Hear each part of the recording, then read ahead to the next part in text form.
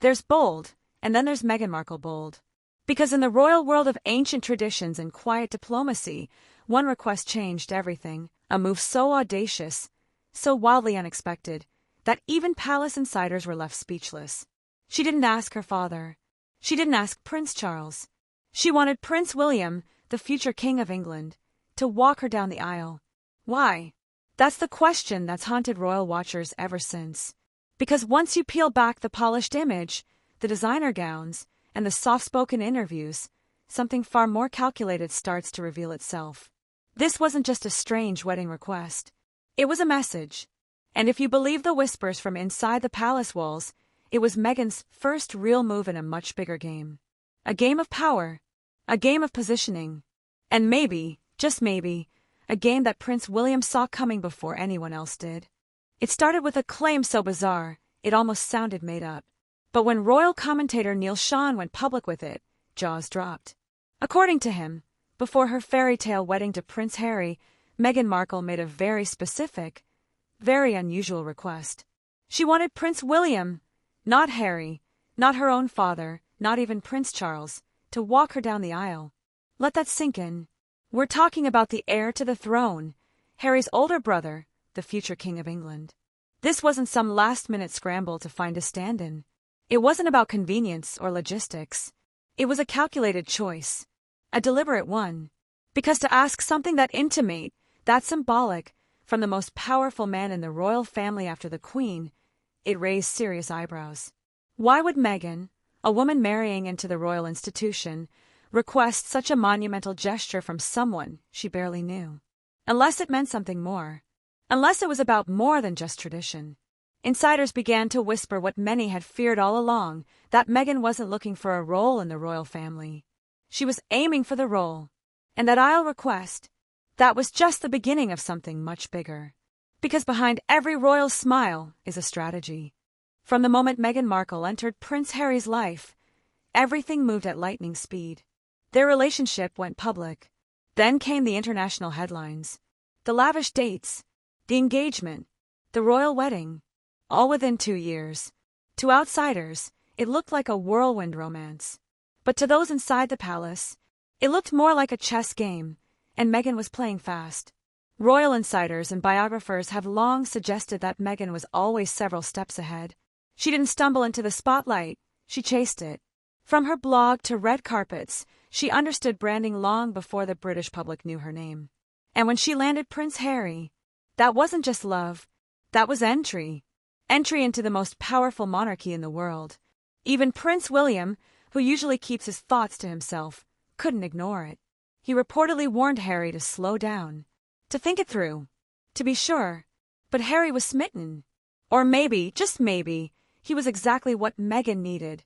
Someone vulnerable, someone rebellious, someone ready to break away from the crown's control. And if that's true, then their engagement wasn't just romantic. It was strategic. Because Harry might be the spare, but he was the fastest ticket inside. From the outside, Prince William looked like the steady hand, quiet, composed, loyal to the crown.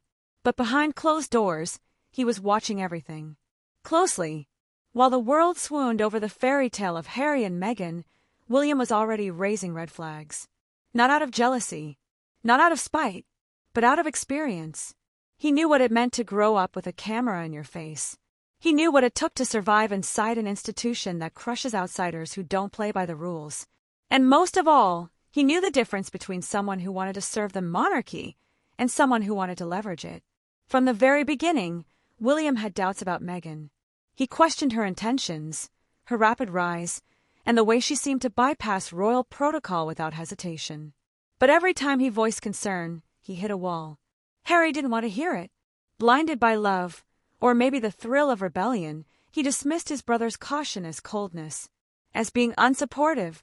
But William wasn't being unsupportive. He was being protective, not just of Harry, but of the entire institution their mother once gave her life defending. And now, years later, William's silence says everything. Because while Harry and Meghan gave interviews, signed deals, and aired royal secrets, William stayed quiet. But make no mistake, he saw it all coming. They were once inseparable. Two princes bound by grief, history, and brotherhood. William and Harry had survived the unimaginable together. But then came Meghan, and everything began to unravel. At first, the distance was subtle: missed events, quiet tension, awkward glances during public appearances. But soon, it turned into something more painful and permanent. Harry didn't just marry Meghan. He changed. He went from the cheeky, grounded prince beloved by millions, to a man locked in legal battles, explosive interviews, and emotional memoirs that read more like declarations of war than family reflection. The military titles, gone. The royal duties, abandoned. The brotherhood, broken. And while Harry relocated to California, embraced celebrity culture, and tried to rebrand himself as a free-thinking outsider, William stayed behind, alone, left to carry the weight of the crown and the wreckage of a brother's exit.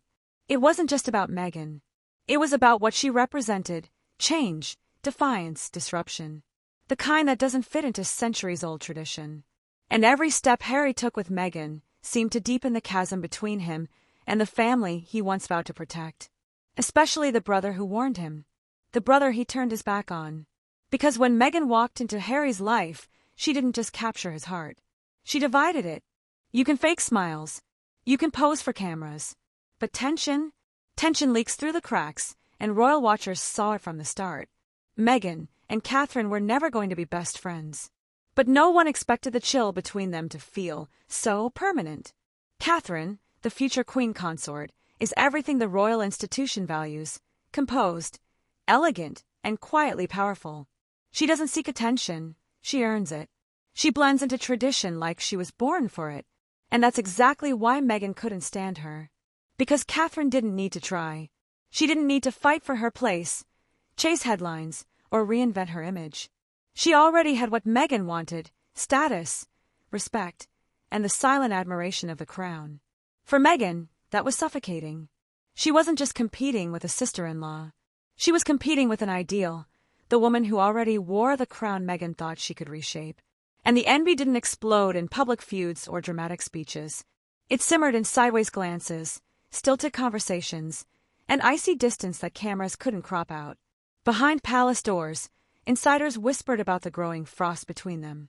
Some said Catherine tried. Others claimed Meghan never wanted peace, only power. Because Meghan didn't come to fit in. She came to disrupt. And when she realized Catherine couldn't be outshined, not by charisma, not by headlines, not even by Hollywood sparkle, the battle lines were quietly drawn. No shouting, no scandals, just a cold, strategic rivalry played out in silence. Looking back, it's hard not to wonder. Did Meghan ever plan to stay?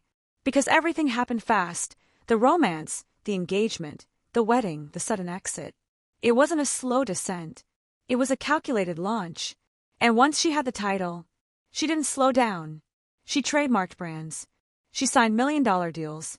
She built a media empire off the royal name, while publicly distancing herself from the very family that gave it to her. Royal insiders believe it was never about service. It was about strategy. A stepping stone. A platform. A shortcut to global fame that no Hollywood role could offer. Even longtime royal reporter Phil Dampier said it outright. Meghan never planned to stick around. And if that's true, then the royal wedding wasn't just an event. It was a business move. The palace, a backdrop, the titles, leverage. And Harry, he may have just been the most convenient door to open everything she wanted. There's no shame in ambition. But when it's disguised as tradition, people start asking questions. Today, Harry and Meghan are in California. Lawsuits, interviews, brand deals. But the magic, it's fading. Failed projects, public fatigue, a narrative that's starting to crack. Meanwhile, William stays silent. No interviews, no drama, just duty. Because power doesn't always shout. Sometimes it waits. Meghan wanted the spotlight, but Catherine kept the crown. And William, the one she once asked to walk her down the aisle, never blinked. In the end, Meghan didn't break the monarchy. She just reminded everyone why it survives. Legacy wins. Not headlines.